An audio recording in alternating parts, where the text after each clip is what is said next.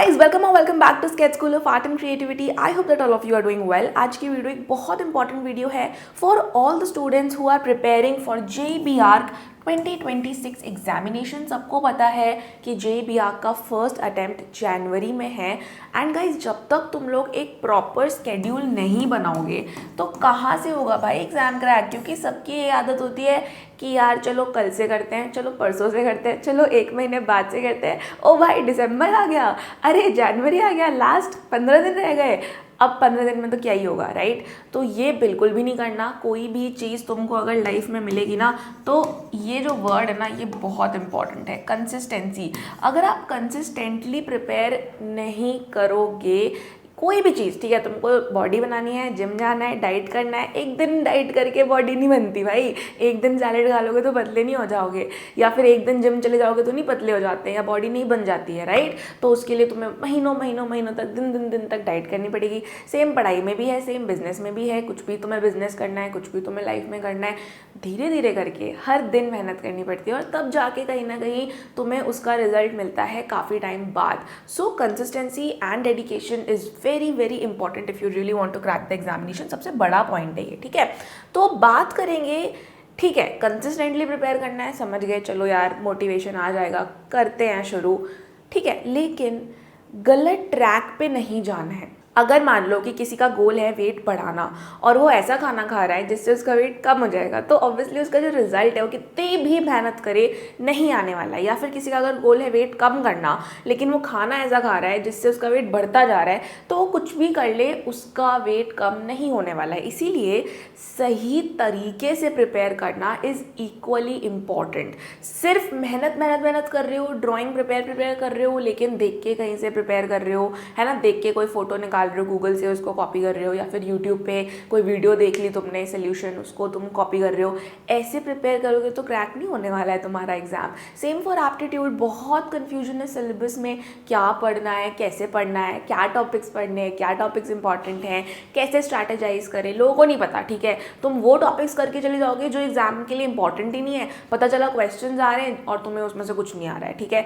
तो सिर्फ प्रिपेयर करके क्या फ़ायदा, सिर्फ हार्डवर्क करके क्या फ़ायदा जब तुम्हारे पास सही ट्रैक ही नहीं था, ठीक है। तो भाई सही ट्रैक पे जाना है कि नहीं जाना है। और सही ट्रैक पे जाने के लिए तुम्हें आज की वीडियो देखनी बहुत ज़रूरी है, बिकॉज आज मैं पूरा रोड मैप बताने वाली हूँ कि कैसे तुम्हें प्रिपेयर करना है for first attempt examination starting from October, ठीक है। अक्टूबर, नवंबर, दिसंबर, भाई हमारा टारगेट रहेगा कि हम इन 3 महीने में पूरा अपना सिलेबस कंप्लीट कर लें, ठीक है। ऐसा नहीं है कि तुम जनवरी तक सिलेबस कंप्लीट कर रहे हो। जैन हमको रखना है कि last moment revision, mock test, PYQ solve कर रहे हैं, जैन को थोड़ा सेव करना है। उसके लिए 3 महीने तुम्हारे पास है सिलेबस कंप्लीशन के लिए।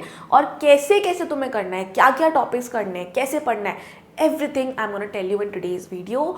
तुम लोग अपनी नोटबुक्स वगैरह निकाल लो, ठीक है, उसमें नोट डाउन करते जाओ। कमेंट सेक्शन में भी कोई 2-3 लोग रिस्पॉन्सिबिलिटी लो कि जो भी मैं बता रही हूँ उसको एक सम अप वे में पॉइंटर्स में लिख दो, ताकि तुम्हें भी वो चीज़ याद रहे, सेव रहे तुम्हारे पास, और सबको भी हेल्प मिले कमेंट्स के थ्रू। तो वो भी तुम लोगों को करना है, ठीक है। तो कमेंट्स में लिखो कि मैंने जो भी बताया ना, उसको से पॉइंटर्स में होता है ना, लिख देते हैं बच्चे, तो काफ़ी हेल्पफुल रहता है यार, वीडियो पूरी सम अप हो जाती है। चलो अब रोड मैप डिस्कस करने से पहले एक बहुत इंपॉर्टेंट चीज़ डिस्कस करती हूँ।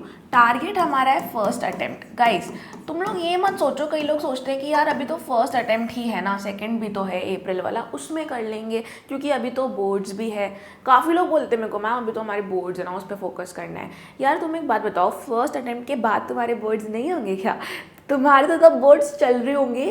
अप्रैल में तुम्हारा एग्ज़ाम है, फेब में और मार्च में तुम्हारा तो बोर्ड्स ही रहता है। तो उस टाइम तो इतना प्रेशर होता है कि मतलब भाई मैं खुद बोलती हूँ कि यार बोर्ड्स पे ही फोकस कर लो भाई, अपना दिमाग मत खराब करो, इतना प्रेशर लेने की ज़रूरत नहीं है। तो ये जो टाइम होता है ना, अक्टूबर, नवंबर, दिसंबर, बहुत ही गोल्डन टाइम होता है। कई लोग इसमें बोर्ड्स का ही फोकस कर रहे होते हैं, इतना सीरियसली लेते नहीं है फर्स्ट अटेम्प्ट। तो उसमें क्या होता है ना कि जो कंपटीशन होता है कम होता है। देखो difficulty first attempt second attempt की सेम होने वाली है, पेपर की डिफिकल्टी सेम होने वाली है। इट्स जस्ट कि फर्स्ट अटेम्प्ट में स्टूडेंट्स थोड़े से केयरलेस होते हैं और इसी के चक्कर में स्लाइटली ईजी हो जाता है आपके लिए अच्छे परसेंटाइल को स्कोर करना। दैट इज वाई कर लो यार। देखो अगर तुम लोग के आगे ना फर्स्ट अटेम्प्ट में, सोचो कितना रिलैक्स रहोगे यार। इसके बाद फेब में या मार्च में तुम्हारा रिजल्ट आ जाएगा, ठीक है, तुम्हें पहले ही पता होगा कि हाँ भाई अच्छे कॉलेज में तो मुझे जाना ही है। और उसके बाद फिर क्या है, उसके बाद तुम अपना आराम से चिल रहोगे जब तक तुम्हारा एडमिशन नहीं हो जाता, तुम्हें कोई टेंशन नहीं रहेगी। तो यार कर लो ना क्रैक फर्स्ट अटेम्प्ट में, ले आओ ना 99-98 परसेंटाइल तो कम से कम लेके आओ ना, तो करो, ठीक है।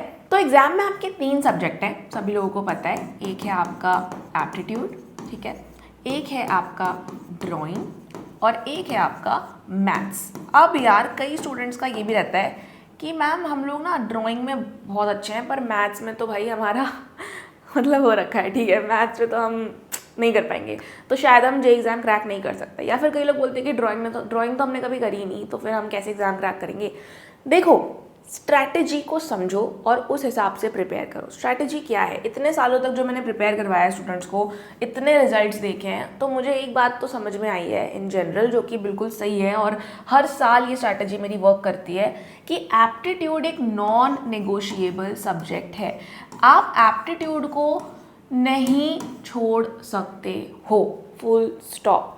भाई एप्टीट्यूड अगर तुमने छोड़ा तो पेपर तुम्हारे हाथ से निकल गया। एप्टीट्यूड आता है आपका 200 मार्क्स का, ड्राइंग आपका आ रहा है 100 मार्क्स का, मैथ्स भी आ रहा है 100 मार्क्स का, तो इन दोनों का वेटेज मिला के एप्टीट्यूड का है, ठीक है। तो पहली बात तो इसका वेटेज भी ज़्यादा है। यहाँ पे तुम्हारी अगर मार्क्स कम हो गए तो बहुत ही गड़बड़ हो जाती है रिजल्ट में बेसिकली। तो एप्टीट्यूड में आपको 98-99 परसेंटाइल तो लाना ही लाना है, डन है भाई, फिक्स है। ये नहीं आएगा ना तो मान लो नहीं आने वाली रैंक। अब ये आएगा कैसे, आएगा ऐसे सिंपल कि जो भी मैं आपको बता रही हूँ आज सिलेबस, जितने भी टॉपिक बता रही हूँ, तो मैं सब करना है, छोड़ना कुछ भी नहीं है, ठीक है। ये नहीं सोचना कि हमने यार 75% तो कर ही लिया है, अब हमारा तुक्का लग जाएगा और जो हमने पढ़ा है उसमें से ही आने वाला है, तो यार हमारे तो अच्छे मार्क्स आ जाएंगे। भाई नहीं होता है ऐसा, ठीक है। तुक्का मार के किसी का एग्जाम क्रैक नहीं होता है। अगर तुम सोच रहे हो कि भाई तुम लकी हो, भाई नहीं हो तुम लकी, ठीक है। तुम समझ लो कि तुम सबसे घोर अनलकी पर्सन हो पूरी दुनिया के, और उस हिसाब से प्रिपेयर करो जब भी तुम्हारा एग्जाम क्रैक होने वाला है, ठीक है। तो 100% सिलेबस तुम्हें कंप्लीट करना है एप्टीट्यूड का। और अगर तुम्हें लग रहा है कि तुम्हारे पास टाइम कम है, तुम चाहे ड्राइंग में थोड़ा कम कर लो, चाहे मैथ्स में थोड़ा कम कर लो, पर एप्टीट्यूड में कम नहीं चलेगा। जो मैं बता रही हूँ वो तो तुम्हें करना ही करना है, डन है भाई, ठीक है। और एप्टीट्यूड की सबसे बड़ी खास बात यह है ना कि एप्टीट्यूड बड़ा ही स्कोरिंग टॉपिक है। अगर तुमने कर लिया ना तो 100% होता है कि तुम्हारे अच्छे मार्क्स आएंगे। एप्टीट्यूड में कोई ऐसा नहीं होता कि हम एप्टीट्यूड में अच्छे हैं और हम एप्टीट्यूड में अच्छे नहीं हैं, ऐसा कोई नहीं होता, ठीक है। एप्टीट्यूड एक बड़ा ही सिंपल सा टॉपिक है, आपको बस उसको समझना है। एक बार आप चीज़ों को समझ गए तो आपको चीज़ें याद हो जाती हैं एग्जाम तक मोस्टली। अगर तुम गजनी नहीं हो, तुम्हें शॉर्ट टर्म मेमोरी लॉस नहीं होती। तो यूजुअली जब मैं क्लास में पढ़ाती हूँ तो जो भी मैं पढ़ाती हूँ स्टूडेंट्स को एग्जाम तक तो याद रहता ही है, बस उनको 1-2 दिन पहले रिवाइज करना होता है, that is also more than enough. तो एप्टीट्यूड एक बड़ा ही ईजी सा है, तो इसको मतलब बिल्कुल छोड़ना नहीं है तुम्हें, बिल्कुल ही अंडर एस्टिमेट नहीं करना। जिसने किया उसकी रिजल्ट खराब होने वाली है, ठीक है। चलो तो अब हम बात करते हैं कि एप्टीट्यूड आपको पढ़ना कैसे है। तो देखो एप्टीट्यूड सबको पता है 200 मार्क्स का है, ठीक है। आपके 50 क्वेश्चन आने वाले हैं, 4 मार्क्स ईच, और अगर गलत किया तो -1 की नेगेटिव मार्किंग होती है, ठीक है। अब देखो एप्टीट्यूड को आप 2 पार्ट्स में डिवाइड कर सकते हो। एक तो आपका ये पूरा पार्ट है which is your theory part, और आपकी ये दोनों बुक्स हैं जो कि हैं आपकी प्रैक्टिस बेस्ड पार्ट। तो देखो एक है आपका थ्योरी कि यार आपको चीज़ें समझनी है, अंडरस्टैंडिंग प्लस रिविजन, और इसमें है अंडरस्टैंडिंग। देखो अंडरस्टैंड तो करना ही पड़ेगा, है ना। ऐसा कोई तुम्हें सपना तो आएगा नहीं कि ये क्वेश्चन सॉल्व कैसे करना है, वो तो तुम्हें सीखना पड़ेगा कि यार देखो ये क्वेश्चन होता है, इसका ये फॉर्मूला है, इसका ये ट्रिक है, और आप इसको ऐसे जल्दी से एग्जाम में सॉल्व कर सकते हो। तो जैसे मैथ्स होता है, टफ तो नहीं होता, बहुत ईजी होता है, पर वो छोटे छोटे फॉर्मूलाज, छोटे छोटे ट्रिक्स बहुत इंपॉर्टेंट होते हैं, है ना, प्रैक्टिस बेस के लिए। तो प्रैक्टिस बेस में क्या आ रहा है, एक तो आ रहा है आपका रीजनिंग, जो कि बड़े ही सारे एंट्रेंस एग्जाम्स में आता है, सबको पता ही है। बैंकिंग में आता है, 19 निफ्ट में आता है, मतलब ऑलमोस्ट जितने एंट्रेंस एग्जाम्स है पूरे इंडिया में, सब में रीजनिंग आ रहा है, ठीक है। बिकॉज इसमें आपका वो दिमाग टेस्ट होता है, मतलब बेसिकली आप इसको एग्जाम में ऐसे भी सोच लोगे, ठीक है। ट्रिक नहीं भी आती है, फॉर्मूला नहीं भी आता है तो भी सोच लोगे, लेकिन प्रॉब्लम क्या है कि आपको सोचने में उसको 15 मिनट लग जाएंगे या 10 मिनट लग जाएंगे। जबकि अगर आपको ट्रिक आता है तो आप इसको 30 सेकेंड में सॉल्व कर जाओगे। तो यार टाइमिंग बहुत इंपॉर्टेंट है एग्जाम में। अगर आप एक क्वेश्चन में इतना टाइम वेस्ट करने लग गए तब तो हो गया तुम्हारा, फिर पेपर कंप्लीट नहीं हो पाएगा, राइट। तो इसीलिए वो अंडरस्टैंडिंग इंपॉर्टेंट है। और उसके बाद तुम्हें क्या करना है भाई, भर भर के तुम्हें करनी है प्रैक्टिस। तो बहुत सारे क्वेश्चन उठाओ, उसको भाई प्रैक्टिस करो और अपने टॉपिक्स को डन करते जाओ, ठीक है। Same for 2D 3D visualisation also. इसमें आपका माइंड का पावर टेस्ट होता है कि कोई भी 3D चीज़ अगर है तो उसको अगर आपको 2D में सोचना है या वाइसा वर्सा, कोई 2D चीज़ है उसको 3D में सोचना है, तो उसका भी तरीका होता है कि सोचना कैसे है, उसका भी टेक्निक है। तो अगर आपको वो टेक्निक आती है बेसिकली, तो आपको फिर भर भर के प्रैक्टिस करना है। और उसके बाद तुम कोई भी क्वेश्चन उठा लेना ना, इसका तुम हो ही नहीं सकता गलत करो, बिल्कुल तुम 100% सही करोगे। बहुत ईजी टॉपिक्स हैं ये दोनों ही, बट वही है कि अंडरस्टैंडिंग सही तरीके से बहुत इंपॉर्टेंट है, ठीक है। तो अंडरस्टैंड करो, भर भर के प्रैक्टिस करो, ये तरीका होता है इसका। इनमें क्या है कि देखो इतना वास्ट है सिलेबस। अब जो लोग इसमें मानते हैं कि भाई हम तो रट के जाएंगे एग्जाम में, सब कुछ रट लेंगे, तो यार तुम्हारा एग्जाम मुश्किल होता है क्रैक होना। बिकॉज मुझे नहीं पता कि तुम कितने अच्छे हो रटने में, बट मैं तो बिल्कुल भी नहीं थी, मेरे से तो कुछ नहीं रटा जाता था जब मैं स्कूल में थी, ठीक है। तो यार इतना सारा है पढ़ने को, जनरल एप्टीट्यूड है, इतनी सारी फेमस बिल्डिंग्स है, कंस्ट्रक्शन के इतने टॉपिक्स हैं, हिस्ट्री के इतने टॉपिक्स हैं, कितना रट लोगे यार, कितना बिना समझे हुए कितना तुम रट लोगे चीज़ों को, नहीं रट सकते, राइट। तो तुम्हें इन टॉपिक्स को पढ़ना ऐसे है कि समझना है, रटना नहीं है बिना समझे हुए, समझना है कि क्या है, क्यों है। अगर मान लो कोई हिस्टोरिकल टर्म है भी तो उसके बारे में समझो कि वो क्यों था, कैसे इन्वेंट हुआ, क्या चीज़ है उसके बारे में, तो तुम्हें अपने आप वो चीज़ ना याद रहेगी अगर तुम समझे हुए हो तो, ठीक है। तो इसको पढ़ने का तरीका है, थ्योरी को पढ़ने का तरीका क्या है, अंडरस्टैंड एंड रिवाइज। देखो रटना नहीं है, बट एक रिविजन तो ज़रूरी है। पता चला तुम क्लास में सब कुछ पढ़ते जा रहे हो और फिर एग्जाम के पहले तुमने रिवाइज करा नहीं, अब तुम्हें लग रहा है कि यार पढ़ा तो था क्लास में भी यार याद नहीं आ रहा, तो वो नहीं होना चाहिए, ठीक है। रिवाइज करके जाओ ताकि फ्रेशली तुम्हें सब कुछ याद भी रहे। तो वो एक रिवीजन इंपॉर्टेंट है, और रिवीजन तभी हो पाएगी जब तुम नोट्स बनाओगे, ठीक है। क्लास में नोट्स बनाना बहुत इंपॉर्टेंट है। और देखो मैं क्लास की बात कर रही हूँ तो मैं अपने बुक्स जो ऐसी में हमने बुक्स प्रिंट कर रखी हैं उससे ही अपना दिखा रही हूँ, टेबल ऑफ कंटेंट जो हमारा है उससे ही सारे टॉपिक्स दिखा रही हूँ, क्लासेस के थ्रू ही बता रही हूँ कि हम ऐसे करवाते हैं। बिकॉज देखो मैं जो करवाती हूँ मैं तो उसके थ्रू ही बता सकती हूँ ना। अब देखो पहले नाटा जे की कोई बुक थी नहीं मार्केट में अवेलेबल, तो मुझे बड़ी दिक्कत होती थी पढ़ाने में, यहाँ की कोई बुक तो है नहीं स्टूडेंट्स के पास। तो फिर पहले तो मैंने PDFs बनाए कि हाँ यार जो मुझे पढ़ाना है उसको मैंने डिजिटली बनाया। फिर जब वो परफेक्ट हो गया, बिकॉज देखो कई बार ऐसा हुआ है कि एक साल में कुछ आया तो मैंने कुछ ऐड भी करा है, कुछ चेंज भी करा है, तो हाँ मुझे 3-4 साल लगे भाई पूरा परफेक्शन अचीव करने में। तो जब मुझे लगा कि हाँ यार डिजिटल हमारी चीज़ें परफेक्ट हो गई, अब तो रिजल्ट्स भी इतने तगड़े आ रहे हैं, 1/3 का रिजल्ट पहुंच चुका है कि हर 3 में से एक बच्चा टॉपर है SSCC में, तो अब हम अपनी बुक्स को प्रिंट करते हैं, ठीक है। तो फिर हमने अपनी बुक्स को प्रिंट करवाया। तो अब जब हमने इतनी मेहनत करके ये टॉपिक्स को गैदर किया है, सारा कंटेंट गैदर किया है, सब कुछ मैं समझी हूँ कि क्लास में कैसे पढ़ाना, तो मैं उससे तो बताऊँगी ना। मेरे पास तो और कुछ है नहीं तरीका बताने का, या और कोई एक्सपीरियंस तो है नहीं मेरे पास, मैंने कोई सेल्फ स्टडी तो करा नहीं है एग्जाम टॉप करने के लिए। तो मैंने जो पढ़ाया है और स्टूडेंट्स के जो रिजल्ट दिलवाए हैं उसी से बता सकती हूँ, ठीक है। अब तुम्हारी चॉइस है कि तुम्हें SSAC से प्रिपेयर करना है, तुम्हें लाइव क्लास करनी है, तुम्हें हमारी बुक्स बाय करनी है, या तुम्हें खुद से पढ़ना है ChatGPT से, AI से, YouTube से, या खुद से अपना कंटेंट बनाना है, ज़्यादा मेहनत करनी है, ज़्यादा टाइम वेस्ट करना है। तो बेसिकली पढ़ना तो यही है, लेकिन अब कैसे पढ़ना तो तुम्हारी मर्जी, तुम्हारा कॉल है, बट तुम्हें करना तो पड़ेगा, है ना। यही तरीका है टॉप मार्क्स लाने का, ट्राइड एंड टेस्टेड है, बड़े अच्छे रिजल्ट आए हुए हैं, सब लोग यही पढ़ते हैं टॉपर्स, तो तुम भी ये पढ़ोगे तो क्यों नहीं आएंगे भाई, आ जाएंगे बिल्कुल, ठीक है। तो सबसे पहले है 2D 3D विजुअलाइजेशन और रीजनिंग, ये जो दोनों बुक मैं तुम्हें बताई थी प्रैक्टिस वाली। अब मैं ये भी बता दूं कि जो भी स्टूडेंट्स ऑलरेडी SSAC में हैं और अगर आप ये वीडियो देख रहे हो, just attend your aptitude classes और जो होमवर्क मिल रहा है बस उतना करो। तुम एप्टीट्यूड वाला जो पार्ट है ना उसको मतलब बिल्कुल स्किप कर सकते हो, तुम्हें कोई सेल्फ स्टडी करने की ज़रूरत नहीं है, ठीक है। अगर तुम्हें वीडियो देख रहे हो तो ब्लाइंडली ट्रस्ट कर सकते हो, बल्कि ये वीडियो तुम्हारे लिए इतनी इंपॉर्टेंट है भी नहीं। ये वीडियो ज़्यादा इंपॉर्टेंट उनके लिए जो SSAC का पार्ट नहीं है, ठीक है। और ज़्यादातर बच्चे वही होते हैं जो अभी ज्वाइन नहीं किए होते, अदरवाइज तो जो ज्वाइन होते हैं वो तो हमारे साथ कनेक्टेड रहते ही हैं, ठीक है। बट स्टिल अगर तुम ऑलरेडी क्लासेस कर रहे हो तो भाई तुम जो पढ़ रहे हो ना क्लास में वो इनफ है, तुम्हें बहुत ज़्यादा स्ट्रेस लेने की जरूरत नहीं है। वी विल मेक श्योर कि आपका पूरा सिलेबस कंप्लीट हो, और आपको होमवर्क भी हम उसी हिसाब से देते हैं, बहुत ज़्यादा तो देते नहीं है ना। सब कुछ ट्राई कर देंगे क्लास में करवा दें, लेकिन जितना दे रहे हैं उतना अगर करोगे, जो बोल रहे हैं, जैसे जैसे क्लासेस हो रही हैं करते जाओ, एंड एप्टीट्यूड पर तो तुम्हारा 100% ट्रैक हो जाएगा, ठीक है। बाकी ड्राइंग और मैथ्स में तो हाँ तुम्हें खुद से टाइम निकालना है, और भी प्रैक्टिस करने के लिए क्लास में जितना प्रैक्टिस करो उतना इनफ नहीं होगा, खुद से भी करना पड़ेगा, सेम फॉर मैथ्स ऑल्सो, ठीक है। तो एप्टीट्यूड पार्ट तो तुम बिल्कुल स्किप कर सकते हो, ड्राइंग और मैथ्स में सुन लेना आगे जो मैं बताऊंगी वीडियो में, ठीक है। चलो, तो 2D 3D visualisation plus reasoning, भाई तुमको 30 मिनट्स तो डेली निकालने ही निकालने हैं। मतलब भाई नहीं निकालोगे ना, ओवरनाइट कुछ नहीं होने वाला। अगर सोचोगे कि जनवरी में 10 घंटा बैठ के कर लेंगे, नहीं होगा, ठीक है। धीरे धीरे करके ही होता है, एक बार में कुछ नहीं होता ज़िंदगी में। तो 30 मिनट्स निकालो। अब कैसे कर सकते हो तुम, देखो हो सकता है कि तुम 15 मिनट 2D 3D को दे दो, 15 मिनट तुम रीजनिंग को दे दो, ऐसे भी कर सकते हो। या फिर ऐसे भी कर सकते हो कि यार एक दिन तुमने रीजनिंग कर लिया, एक दिन तुमने 2D 3D कर लिया, तो तुम्हारी मर्जी है, तुम जैसे भी करना चाहो, ठीक है। या एक हफ्ता 2D 3D कर लिया, एक हफ्ता रीजनिंग कर लिया, ऐसे भी कर सकते हो। बट अल्टीमेटली तुम्हारा टारगेट क्या है, नॉन वर्बल रीजनिंग के ये सारे टॉपिक्स और वर्बल रीजनिंग के ये सारे टॉपिक्स आपको कंप्लीट करने हैं, ठीक है।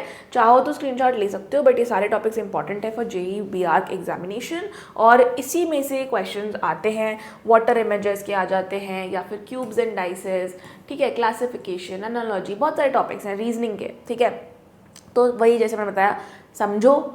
ऐसा नहीं है कि डायरेक्ट क्वेश्चन खोल के प्रैक्टिस कर रहे हो, पता चला आधे क्वेश्चन गलत हो रहे हैं, आधे सही हो रहे हैं। पहले समझो कि सही से करना कैसे और कम टाइम में कैसे करना है, फिर बैठ के सही तरीके से प्रैक्टिस करो। That will be more than enough for the reasoning part. Now coming to the next, that is 2D 3D visualisation. इसमें आपके 5 टॉपिक्स हैं। एक है आपका सरफेस काउंटिंग, एक है आपका टॉप व्यू जो कि बहुत इंपॉर्टेंट है, आपका ओपनिंग अप 3D फिगर्स है, एक है आपका फ्रंट व्यू जो कि अगेन बहुत इंपॉर्टेंट है। ये दोनों बहुत इंपॉर्टेंट है, मैं स्टार मार्क कर देती हूँ, ठीक है। उसके अलावा आपका क्यूब काउंटिंग भी है। तो ये 5 टॉपिक्स आपको जो है करने ही करने हैं फॉर द एग्जामिनेशन। वही है कि पहले आप कॉन्सेप्ट को समझो कि इन क्वेश्चन को ना टॉप व्यू है तो कैसे सॉल्व कर जाता है, सोचा कैसे जाता है, सही डायरेक्शन में आपको समझ में आना चाहिए। एंड देन भर भर के अपनी प्रैक्टिस करो। बल्कि जो हमारी ये बुक है ना, एक तो 2D 3D की हो गई, और एक जो मैंने पहले दिखाई रीजनिंग की जो बुक है, उस बुक में है ही कुछ नहीं, बस क्वेश्चंस ही क्वेश्चंस हैं। और मैं ये बता दूं कि जो 2D 3D के क्वेश्चंस है ना, वो आपको कहीं भी इंटरनेट पे नहीं मिलते हैं। तो ये आपके लिए ट्रिकी होने वाला है अगर आपके पास बुक नहीं है तो, क्योंकि इंटरनेट पे आपको 2D 3D के अच्छे क्वेश्चंस नहीं मिलेंगे। हमें भी नहीं मिले थे जब हम बुक्स बना रहे थे, हमने भी बड़ी रिसर्च करी थी। तो एंड में हमने खुद से सारे क्वेश्चन बनाए, जो 3D सॉफ्टवेयर आता है स्केचअप पे, हमने पूरा वो 3D मॉडल बनाया और उसका फिर टॉप व्यू निकाला, फ्रंट व्यू निकाला, खुद से क्वेश्चंस को फ्रेम किया। बड़ी ही हमें भी दिक्कत हुई भाई इन क्वेश्चंस को बनाने में, बट हमने बहुत सारे मस्त मस्त क्वेश्चंस बना रखे हैं, पर सारे खुद से बनाए हुए, ठीक है। नेट से आपको मिलता नहीं है इस पर, तो ये थोड़ी सी इशू हो जाता है इस टॉपिक के लिए। चलो बात करते हैं आर्किटेक्चर, एप्टीट्यूड एंड जीके। अब आपको 30 मिनट तो भाई डेली निकालना ही है, ठीक है, रीजनिंग और 2D 3D के लिए अभी से लेके एग्जाम तक। अब आपके पास 1.5 महीना है, पहला 1.5 महीना और दूसरा 1.5 महीना, इसको आपको डिवाइड करना है। पहले 1.5 मंथ्स में आपको आर्किटेक्चरल एप्टीट्यूड और जीके आपको करना है बेसिकली। तो ये तो टॉपिक हो गया, पर बुक्स का जो नाम है वो है आपको बेसिकली हिस्ट्री करना है और फेमस बिल्डिंग्स एंड आर्किटेक्ट्स। ये दोनों बुक्स आपको कंप्लीट करनी है पहले 1.5 मंथ्स में, करनी ही पड़ेगी, ठीक है। नहीं करी तो कहाँ से हो जाएगा, एग्जाम से पहले नहीं हो पाएगा, ठीक है। तो हिस्ट्री में आपके सारे टॉपिक्स हो गए। हिस्ट्री ऑफ वर्ल्ड आर्किटेक्चर है कि भाई पूरे वर्ल्ड में जो जो इम्पोर्टेंट मतलब एराज रहे हैं, आर्किटेक्चरल स्टाइल्स रहे हैं, वो सारे आपको कवर करने। तो ये 16 सबसे ज़्यादा इंपॉर्टेंट है पूरे वर्ल्ड में, और इंडियन के आपको सारे करने। तो जैसे इंडियन का ना एक अपना वो रहा है कि यार सबसे पहले इंडस वैली था, उसके बाद बुद्धिज़्म आया, फिर जैनिज़्म आया, फिर टेम्पल आर्किटेक्चर्स आए अलग अलग टाइप के, ठीक है। फिर मुगल्स आ गए तो मुगल आर्किटेक्चर आ गया, फिर ब्रिटिशर्स आए, ब्रिटिशर आर्किटेक्चर आया। तो इसी तरीके से हर कंट्री का अपना अपना हुआ, और हर कंट्री का तो नहीं पढ़ सकते ना पूरा, तो इंडिया का तो पूरा पढ़ो, लेकिन हर कंट्री का नहीं पढ़ना। बट ऐसे आपको पढ़ना है कि यार पूरे वर्ल्ड में जो जो सबसे ज़्यादा इंपॉर्टेंट रहे हैं, जैसे कि इजिप्शियन हो गया, ग्रीक हो गया, रोमन हो गया, तो पूरे वर्ल्ड फेमस है वो आर्किटेक्चरल स्टाइल। तो वो 16 मैंने लिस्ट जो करे हुए ये आपको पढ़ने हैं सारे, ठीक है। अब आपको अगर नहीं पता कि कैसे पढ़ना होता है इनको, हिस्ट्री ऑफ आर्किटेक्चर को, तो यार हम लोगों ने ना सीरीज स्टार्ट कर रखी है अपने चैनल पे। हिस्ट्री ऑफ वर्ल्ड आर्किटेक्चर की भी कर रखी है और हिस्ट्री ऑफ इंडियन आर्किटेक्चर की भी कर रखी है। मैं चाहे तो दोनों प्लेलिस्ट को लिंक कर दूंगी डिस्क्रिप्शन में, ठीक है। तुम्हें अगर कहीं से स्टार्ट करना ही है तो तुम उस प्लेलिस्ट को जाके चेकआउट करो और स्टार्ट करो, ठीक है। तो तुम्हें करना क्या है, बेसिकली तुम्हें ना 1.5 घंटा, कम से कम मिनिमम 1.5 घंटा, ठीक है, मिनिमम 1.5 आवर्स आपको देने ही देने हैं 1.5 महीने तक फॉर दीज टॉपिक्स। और मैंने हिस्ट्री और फेमस बिल्डिंग्स और फेमस आर्किटेक्ट्स को इसलिए क्लब करा हुआ है क्योंकि ये काफ़ी ज़्यादा सिमिलर होते हैं। जैसे कि जो आप ग्रीक में पढ़ोगे, ठीक है, ग्रीक आर्किटेक्चर में जो बिल्डिंग्स हैं, या फिर रोमन आर्किटेक्चर में जो बिल्डिंग है, कोलोसियम हो गया, तो यार वर्ल्ड फेमस है कोलोसियम, तो फेमस बिल्डिंग्स का भी पार्ट हो रहा है, हिस्ट्री का भी पार्ट हो रहा है, तो ओवरलैप हो रही है कई सारी चीज़ें, इसलिए इसको साथ में कवर करो, ठीक है। कम टाइम लगेगा आपको और इजीली हो भी जाएगा कि हाँ, आपको लगेगा कि यार हाँ यार, ये तो हमने हिस्ट्री में पढ़ा था, अच्छा यही है फेमस बिल्डिंग्स में, अच्छा यही बिल्डिंग है सेम, तो कई सारी बिल्डिंग तो सेम ही है, ठीक है। स्टार्ट करने के लिए अगेन हमारे चैनल पे प्लेलिस्ट ऑलरेडी अवेलेबल है, तो आप उसको जाके चेकआउट कर सकते हो। अभी वो चल रहा है, तो हम लोग नए जैसे कि आई थिंक हमने अभी तक अर्ली क्रिश्चियन तक तो कवर कर भी लिया है, तो अभी जैसे कि बाइजेंटाइन आने वाला है नेक्स्ट, फिर रोमनेस्क आएगा, तो आपका 1-2 हफ्ते में या 2-3 1 महीने में एटलीस्ट पूरा जो है हिस्ट्री तो कवर हो जाएगा हमारे चैनल पे। तो आपको कई सारी चीज़ें मिल जाएंगी। देखो, मैं आपको तो नहीं कह रही कि 100% मिल जाएगी, पर जितनी चीज़ें हो सकती है हेल्पफुल, उतना हम ज़्यादा से ज़्यादा करते हैं अपने चैनल पे, क्योंकि मैं ये चाहती हूँ कि चाहे कोई भी स्टूडेंट हो, चाहे हमारे साथ यूट्यूब से कनेक्टेड हो, चाहे हमारी क्लासेस में हो, हम उसकी ज़्यादा से ज़्यादा 100% हेल्प कर पाते हो। जब क्लासेस में कोई आता है तो फिर तो फुल रिस्पॉन्सिबिलिटी हो जाती है हमारी कि हमें तो दिलवानी है इसके टॉप मार्क्स, ठीक है, हमें तो बनाना ही है इसको टॉपर, अपनी तरफ से हमें कोई कमी नहीं छोड़नी है।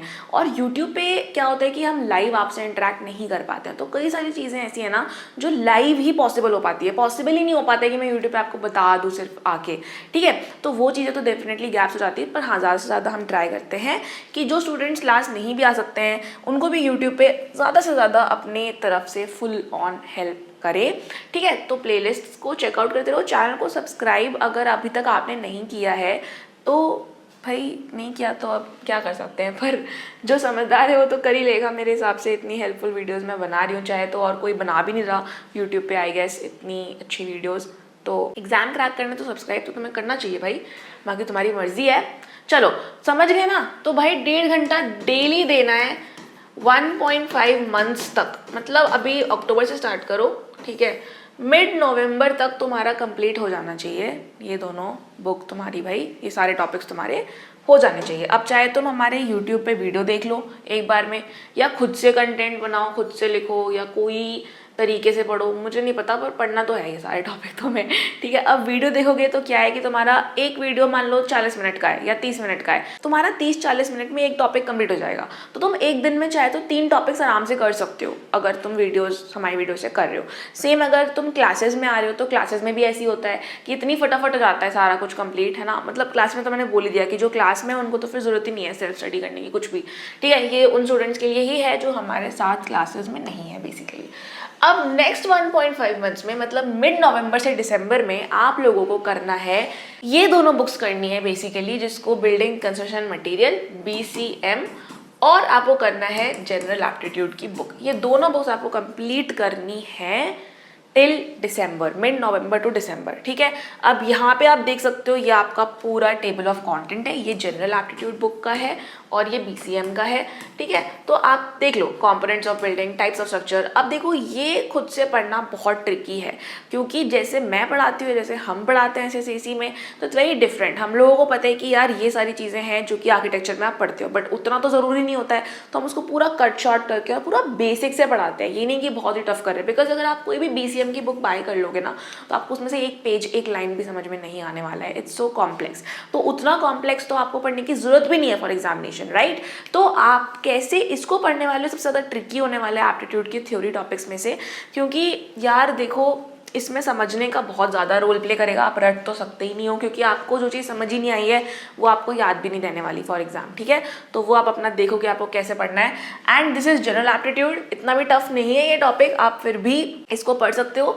इस पे अगर आपको वीडियोस चाहिए, है ना, अगर कोई स्टूडेंट है जो चाह रहा है कि इस पे भी हम एक प्लेलिस्ट बनाएं, तो मुझे कमेंट्स में लिख दो BCM। तो मैं जितने ज़्यादा मुझे BCM के कमेंट्स दिखेंगे ना भाई, मैं उतना ही जल्दी वीडियो बनाऊंगी, मेरा प्रॉमिस है। और मैंने पहले भी बोला हुआ है अपनी वीडियोस में कि अगर मुझे कमेंट्स दिखते हैं तो मैं उस पर ज़रूर वीडियो बनाती हूँ, बिकॉज मुझे लगता है कि हाँ यार, स्टूडेंट्स को ये देखना है। अब क्योंकि देख लो, तुम कोई भी पढ़ाई वाली वीडियो खोल लो भाई, सबसे ज़्यादा कम व्यूज़ ना पढ़ाई वाली वीडियोस पे ही होते हैं फॉर सम रीज़न, क्योंकि पढ़ना अपेरेंटली है नहीं किसी को, तो ये तो गलत है ना यार। अगर तुम्हें पढ़ना है तो मुझे BCM कमेंट कर दो, ठीक है। तो मैं इस पर ट्राई करूँगी कि प्लेलिस्ट हम लोग अपना स्टार्ट करें, कुछ ना कुछ तो तुम्हारा आराम से कवर करवाऊँ मैं। जिनको यूट्यूब से पढ़ना है उनको भी, ठीक है। चलो, तो ये आपका हो गया बेसिकली अगले नेक्स्ट 1.5 मंथ्स का, ठीक है। अब देखो जेईई आके हम थोड़े से रिजल्ट्स की बात कर लेते हैं एसएससी के। देखो अब आप अलग अलग स्टूडेंट्स हो, सबका अलग अलग सिचुएशन होता है। किसी को है कि भाई हमको तो कोचिंग नहीं ही ज्वाइन करना है, ठीक है, फॉर XYZ रीज़न। बट अगर तुम सोच रहे हो कि यार हमें और बेटर प्रिपरेशन करनी है और हमें थोड़ा सा ज़्यादा सीरियसनेस है कि यार एग्ज़ाम क्रैक करना ही करना है, ठीक है, जाना ही जाना है टॉप कॉलेज में, ठीक है, नहीं जाएंगे तो कैसे चलेगा, अगर तुम्हारा वो थिंकिंग है तो SSAC can be the best platform for you, ठीक है, इट कुड बी। क्यों मैं कह रही हूँ? बिकॉज ऑफ आर रिजल्ट्स, ठीक है। सिर्फ हवा में बातें करने से कुछ नहीं होता। अगर तुम्हें लगता है कि हमारा तो रिजल्ट आ ही नहीं सकता किसी कोचिंग में, ठीक है, हमारा तो पक्का ही नहीं है, तो फिर क्या फ़ायदा उस कोचिंग का। मतलब ठीक है यार, कुछ एंट्रेंस एग्जाम्स हैं पूरे इंडिया में जो कि बहुत ज़्यादा टफ हैं, जिन पे ऑब्वियसली हम 100% रिजल्ट्स नहीं ला सकते, लेकिन आर्किटेक्चर वैसा एंट्रेंस एग्जाम नहीं है, ठीक है। इतना तो मुझे अब समझ में आ गया है, बिकॉज अगर तुम हमारे रिजल्ट देखोगे ना, लास्ट 3 साल से हमने एक कंसिस्टेंट रिजल्ट मेंटेन किया है, जो मुझे अलाउ करते हैं अब ये बोलने के लिए कि यार ये तुम्हारा चांस है, ठीक है। बिकॉज अगर मैं 2023 की बात करूं तो हमारे 1/3 स्टूडेंट्स के 98 परसेंटाइल से ऊपर थे 23 में, सबसे पहले आया था ये इतना अच्छा रिजल्ट। तो मैं बड़ी खुश हुई कि यार इस बार तो बड़ा अच्छा रिजल्ट आ गया है। लेकिन वही है कि मुझे लगा कि यार ये तुक्का तो नहीं हो सकता, बिकॉज ये रैंक होती है, ठीक है। 1/3 के 98 परसेंटाइल से ऊपर आए, मतलब हमारे 1/3 स्टूडेंट्स पूरे इंडिया के टॉप 2% में थे, ठीक है। तो ये तुक्का तो नहीं हो सकता। 24 में मैंने बड़ी बेसब्री से इंतजार किया कि यार क्या रिजल्ट आएगा। अगेन सेम रिजल्ट आया, 1/3 के 98 से ऊपर आए। 25 में अगेन सेम रिजल्ट आया, मतलब ऑलमोस्ट, ठीक है। तुम यहाँ पे डिटेल भी देख सकते हो कि हमने टोटल 256 को ट्रेन किया, 43 के 99 से ऊपर, ठीक है। इसमें से कई सारे बच्चे, तो मान लो 10-12 बच्चे तो SPA दिल्ली में तुमको मिल जाएंगे SSAC के, ठीक है। सोचो भाई 40 बच्चों की तो सीट है वहाँ पे, है ना, 40 या 80, तो 10-12 बच्चे SSAC के केवल टॉप कॉलेज में, तो खुद सोच लो। उसके बाद 84 है 98, तो कहीं ना कहीं हमारा ये मेंटेन है। चांस रिपोर्ट के हिसाब से 1/3 है कि हर 3 में से एक बच्चा, और ये हमारी लाइव क्लासेस का रिजल्ट है गाइस, ठीक है, जो हमारी लाइव को अब ऐसा नहीं होगा तुमने हमारी बुक खरीद ली तो 1/3 में आ जाओगे, ऐसा नहीं होता, ठीक है। तो बेसिकली हमारे अलग अलग कोर्सेज हैं, तुम हमारे लाइव में भी कनेक्ट कर सकते हो, हमारी क्लास की रिकॉर्डिंग से भी पढ़ सकते हो, या फिर हमारे बुक्स भी खरीद सकते हो, ठीक है। तो अलग अलग टाइप के होते हैं, 3 टाइप के हैं बेसिकली, लेकिन ये हमारी लाइव का रिजल्ट आता है। बिकॉज बाकी जो बुक्स खरीद रहा है हर कोई भेजता नहीं अपना रिजल्ट, जो रिकॉर्डिंग से पढ़ रहा है हर कोई भेजता नहीं रिजल्ट, तो उसका रिपोर्ट ना बन नहीं पाता, ठीक है। बट लाइव का सब लोग भेजते हैं, तो हम प्रॉपर रिपोर्ट बना पाते हैं। तो ये 3 में से एक बच्चा कौन है ये, क्या अलग कर रहा है ये जो बाकी दो नहीं कर रहे। सेम सिंपल सी बात है, जो सारी क्लासेस में आ रहा है हमारी, हम जितना भी होमवर्क दे रहे हैं सब कर रहा है, सारी चीज़ें फॉलो कर रहा है, जैसे जैसे मैं बोल रही हूँ वैसा करते जाओ, तुम्हारा 100% एग्जाम क्रैक होगा। तो 1/3 भी नहीं है, 100% है गाइस। हो ही नहीं सकता कि मेरे सामने कोई बच्चा बैठता हो, वीडियो ऑन करता हो, मैं उसको जानती हूँ और उसका रिजल्ट ना आया हो ही नहीं सकता, ठीक है। इतना टफ नहीं है आर्किटेक्चर एंट्रेंस एग्जाम, स्पेशली जो हमने कंटेंट बनाया है, जो हमारा पढ़ाने का तरीका है वो बहुत डिफरेंट है, ठीक है। अब मैं बोल दूँ कि हाँ डिफरेंट है, अच्छा है, कुछ नहीं फर्क पड़ता है इन सब चीज़ों से भाई, जब तक तुम खुद से आके देखोगे नहीं ना कि क्या डिफरेंट है, कुछ नहीं तुम्हें समझ आने वाला। तो एटलीस्ट आपको जो करना है वो है कि फ्री डेमो क्लास में आओ। तुम फ्री डेमो क्लास में ना आओ, उसका एक ही रीज़न हो सकता है कि तुम लेजी हो, ठीक है, तुम्हें नहीं करना, तुम इतने सीरियस नहीं हो। अदरवाइज तो मुझे नहीं लगता कि तुम्हारे पास कोई और रीज़न है, बिकॉज फ्री है। तुम्हें बस एक कॉल या व्हाट्सएप करना है, नंबर जो तुम्हें दिख रहा है, या फिर डिस्क्रिप्शन में तुम्हें वेबसाइट का लिंक मिल जाएगा, वहाँ पे तुम वेबसाइट खोलोगे तो फ्री डेमो क्लास का बटन आता है, तुम डायरेक्ट वहाँ से भी बुक कर सकते हो। इतना ईजी, हम तुम्हें खुद कॉल कर लेंगे, खुद तुम्हें व्हाट्सएप पे लिंक भेज देंगे फ्री डेमो क्लास का, खुद तुम्हें फ्री डेमो क्लास वाले ग्रुप में ऐड कर देंगे। हर 2 हफ्ते में हमारी फ्री डेमो क्लासेस होती हैं, और बच्चे आते हैं मुझसे डाउट्स पूछते हैं अपने, मतलब अच्छा लगता है कि हाँ यार मैं उनकी कुछ हेल्प कर पा रही हूँ, उनकी लाइफ में जो मैं अभी डिफरेंस क्रिएट कर पा रही हूँ ना, कि मतलब ऑब्वियसली उनके अच्छे मार्क्स आ जाएं एंट्रेंस एग्जाम्स में, तो वो डिफरेंस अभी तुमको नहीं समझ में आएगा कि कितना बड़ा है। बट जब तुम अच्छे कॉलेज में चले जाओगे, जब तुम्हें इतने अच्छे टीचर्स मिलेंगे, जब तुम्हारी स्किल्स इतनी अच्छी हो जाएंगी, तुम्हारा जो एजुकेशन लेवल है जब इतना अच्छा हो जाएगा, तुम्हें सक्सेसफुल होने से कोई नहीं रोक पाएगा यार। और जब तुम सक्सेसफुल हो जाओगे ना, तो तुम SSAC को ज़रूर याद करोगे कि यार SSAC में नहीं जाता तो कहाँ से हो पाता टॉप कॉलेज में, कैसे हो पाता। तो वो चीज़ होती है यार, तो कर लो, ठीक है, अगर तुम्हें करना है। अदरवाइज तुम्हें खुद भी प्रिपेयर कर सकते हो, बट वही है कि कौन कैसा प्रिपेयर करता है या कितने चांस है तुम्हारे आने के, मैं तो तुम्हारी हेल्प ही कर सकती हूँ, तुम्हें बता ही सकती हूँ टॉपिक्स, तुम्हारे घर आके तो तुम्हें प्रिपेयर नहीं करवा पाऊंगी। तो इसीलिए मुझे नहीं पता कि तुम कितना कैसा हद तक कर पाओगे या क्या गलतियाँ करोगे, ठीक है। चलो बात कर लेते हैं ड्राइंग की। ड्राइंग आपका देखो 100 नंबर का है। कई बच्चे होंगे जो ड्राइंग में अच्छे होंगे, कई बच्चे होंगे जो ड्राइंग में अच्छे नहीं होंगे। जो बच्चे ड्राइंग में अच्छे हैं, ठीक है, डेली भाई डेली तुमको कम से कम 1 आवर तो ड्राइंग के लिए निकालना ही निकालना है। अगर तुम ड्राइंग में ओके हो या फिर बिलो एवरेज हो, ठीक है, 1 घंटा तो मिनिमम निकालो। इससे ज़्यादा निकालने की ऑनेस्टली ज़रूरत नहीं है अगर तुम ड्रॉपर नहीं हो तो, ठीक है। अगर तुम ड्रॉपर हो तुम्हारे पास बहुत टाइम है तो तुम अपना कितना भी टाइम दे सकते हो तीनों सब्जेक्ट्स के लिए। बट अगर तुम ड्रॉपर नहीं, तुम्हारा स्कूल है, ट्यूशन है, तो तुम इससे ज़्यादा टाइम निकाल नहीं पाओगे प्रॉबली, ठीक है। बट फिर भी सबका अलग अलग सिचुएशन होता है, बट ये मेरे हिसाब से है मिनिमम 1 आवर। और अगर तुम ड्राइंग में अच्छे हो, ठीक है, मतलब अगर तुम ड्राइंग में बढ़िया हो यार कि तुम्हें लगता है हाँ भाई हमारी ड्राइंग अच्छी है, तो तुम 2 घंटे में निकाल सकते हो। बिकॉज क्या होता है ना कि आपके लिए इतना मुश्किल नहीं होगा ड्राइंग करना, बिकॉज आपको ड्राइंग पसंद है। जो चीज़ आपको पसंद है वो आपके लिए इतनी मुश्किल नहीं होने वाली है करनी, और अपना जो पार्ट है वो आपको स्ट्रॉन्ग करना है, ठीक है। अब एक और पार्ट है जिसको हम बोल रहे हैं मैथ्स। तो मैथ्स में ऐसा होगा कि जो बच्चे मैथ्स में ओके हैं वो मैथ्स में 1 घंटा निकालो, और ड्राइंग में बेसिकली 2 घंटा दो, ठीक है। जो बच्चे मैथ्स में अच्छे हैं वो मैथ्स में 2 आवर्स दो और ड्राइंग में 1 घंटा दो, ठीक है ना। तो तुम्हें मतलब टोटल ड्राइंग और मैथ्स मिला के 3 घंटा के आसपास निकालना है डेली। अगर तुमने अभी तक कुछ नहीं पढ़ा है तो इतना तो करना पड़ेगा। और वहाँ पे अगर हम बात करें तो 1.5 घंटे हमने थ्योरी के लिए दिया, 30 मिनट्स हमने प्रैक्टिस के लिए दिया, तो 2 घंटे तुम्हारे एप्टीट्यूड के, टोटल तुम्हें 5 आवर्स की स्टडी करनी है। इससे तुम्हारा एग्जाम क्रैक हो जाएगा, ठीक है। ये इंपॉर्टेंट है तुम्हारे लिए। अब आपको ये समझना है कि करना क्या है हमें ड्राइंग पार्ट में, कैसे कैसे करना है, क्या क्या टॉपिक्स करने हैं, तो वो भी मैं तुमको समझा देती हूँ, ठीक है। चलो देखो, ड्राइंग में ना ये सारे टॉपिक्स हैं। पर्सपेक्टिव है, 2D कॉम्पोजिशन है, 3D कॉम्पोजिशन है, ह्यूमन फिगर है और पोर्ट्रेट है। चाहते हो कि इस पर वीडियो बनाऊँ तो अगेन कॉमेंट्स में मुझे बताओ, तभी मैं वीडियो बनाऊंगी, ठीक है। क्योंकि अभी तक मैंने बनाया नहीं, बिकॉज इसमें यार बहुत 2 साइडेड इंटरेक्शन चाहिए होता है ड्राइंग के लिए। समझ आ रहा है नहीं आ रहा है, क्या बना रहे हो दिखाओ, तो वो सब चीज़ों की वजह से यूट्यूब पे थोड़ा डिफिकल्ट हो जाता है ड्राइंग की वीडियो बनाना, ठीक है। बट बनाऊंगी, don't worry for that also. मेरे को जैसे ही टाइम मिलता है क्लासेस वगैरह के बीच में तो मैं ज़रूर बनाऊंगी वीडियो। चलो, ह्यूमन फिगर्स एंड पोर्ट्रेट आपको करना है अपने फर्स्ट मंथ में। अगेन आपको 1 घंटा देना है डेली अक्टूबर में, ठीक है। तो ये तुम्हारा अक्टूबर का हो गया, ठीक है। ये कंप्लीट कर लो टॉपिक यार, अच्छी शक्लें बनाने लग जाओ, अच्छी। अब तुम यार ये सोच रहे होगे कि 1 महीने में अगर मैं ऐसी ड्राइंग नहीं कर पा रहा हूँ जैसे तुम्हें दिख रही है यहाँ पे, अगर मैं ऐसी नहीं कर पा रहा तो यार कैसे होगा फिर, 1 महीने में कैसे सीखूंगा। तो वही तो होता है टीचर्स का कमाल, कि जो लोग ड्राइंग को काफ़ी साल से सिखा रहे हैं उनको पता है कि यार 1 महीने में कैसे सिखाना है, 1 महीने में कैसे इम्प्रूव करवानी है, ठीक है। और ये सिर्फ बातें नहीं है, फ्री डेमो क्लास में आओगे ना, 1 क्लास में तुम्हारी ड्राइंग इम्प्रूव हो जाएगी, 1 क्लास में लिटरली, तो 1 महीने में तो हो ही जाएगी। तो यार ये बहुत ज़्यादा टीचर पे डिपेंड करता है, तुम किससे सीख रहे हो, है ना, बहुत ज़्यादा डिपेंड करता है। तो अब कैसे कर रहे हो वही मैं तुम्हें बोला कि तो तुम्हारी चॉइस है, मैं तो तुम्हें सिर्फ गाइड कर सकती हूँ, ठीक है। बट पहले महीने में कर दो यार ये कंप्लीट दोनों टॉपिक्स। सेकेंड मंथ में आ जाओ, नवंबर तुम्हारा पूरा बहुत ही क्रूशियल मंथ होने वाला है, तो बहुत सीरियसली पर्सपेक्टिव स्केचिंग करो, ठीक है। इंडोर स्केचेस बनाना सीख लो सारे, आउटडोर स्केचेस बनाना भी सीख लो, सब कुछ तुम्हें आना चाहिए बनाना अपने माइंड से, चाहे कोई इंडोर सीन आ जाए या चाहे कोई आउटडोर सीन आ जाए। तो ड्राइंग के ना हमने कुछ कॉन्सेप्ट वीडियोस डाले हुए हैं, मैं आई बटन में यहाँ पे कहीं पे लिंक कर दूंगी।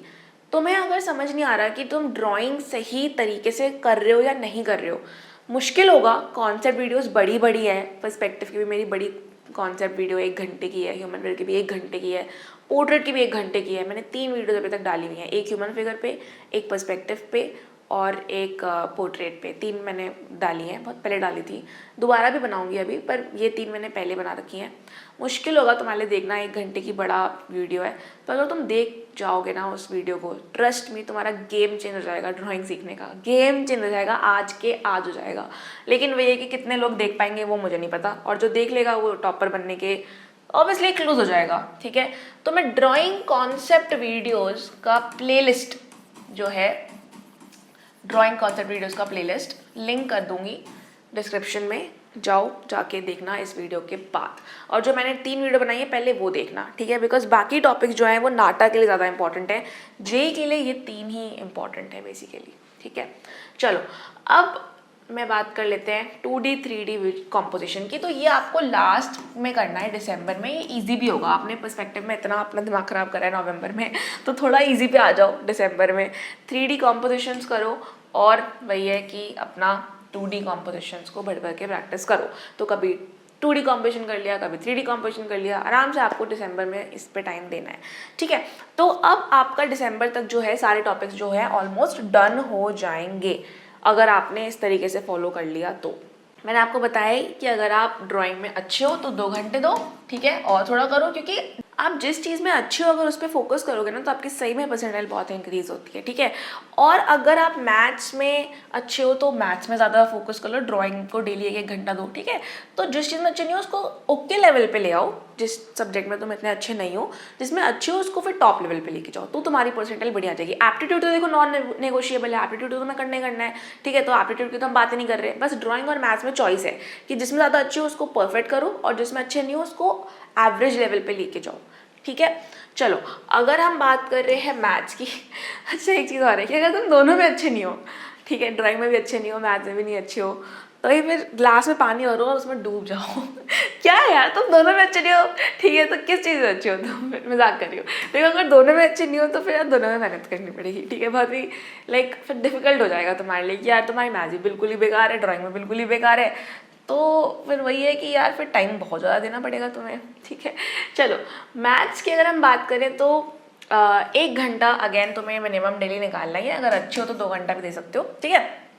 पहले महीने में ये सारे टॉपिक्स करो, वेक्टर प्लस 3D। बहुत बच्चे मुझसे पूछते थे कि मैम टॉपिक्स बता दो ना कौन से करने हैं।